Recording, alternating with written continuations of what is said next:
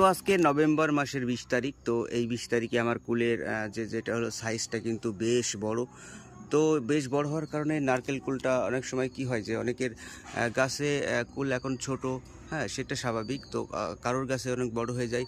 তো এই অবস্থায় যাদের ফল এরকম হয়ে গেছে বা সেট হয়ে গেছে তারা কি করবেন, আপনারা ব্রোন যেটা হলো স্প্রে করতে পারেন। স্লো বোরনটা দিলে ভালো হয়, ফলটা একেবারে আর পড়বে না, ঝরবে না। স্লো বোরনটা নিয়ম হলো 1 গ্রাম পার লিটার, হ্যাঁ পার লিটারে 1 লিটার দিয়ে স্প্রে করতে পারেন। এটা মাসে একবার করলে এনাফ, আর দরকার নেই। এটা হচ্ছে রোদ্দুরে না দেওয়াই ভালো। আপনি শীতের সময় 3-4টার পরে স্প্রে করেন, তাহলে ভালো হবে, ফলগুলো সেট হয়ে যাবে। এবং পোকামাকড়ের আক্রমণ যাতে না হয়, মাঝে মাঝে একটু কীটনাশক, যেটা হলো 10 দিন বা 15 দিন পর পর একটু কীটনাশক স্প্রে করতে পারেন। সেটা জৈব হতে পারে অথবা আপনার রাসায়নিক, যেটা আপনার মনে হয়। তো আমার যেটা সাজেশনটা থাকবে, তো সেটা হলো আপনি জৈব কীটনাশকটা স্প্রে করবেন। তাহলে কিন্তু আপনার খাওয়ার জন্য, ছাদ বাগানে নিজেদের খাওয়ার জন্য অবশ্যই কুলটা ভালো পাবেন।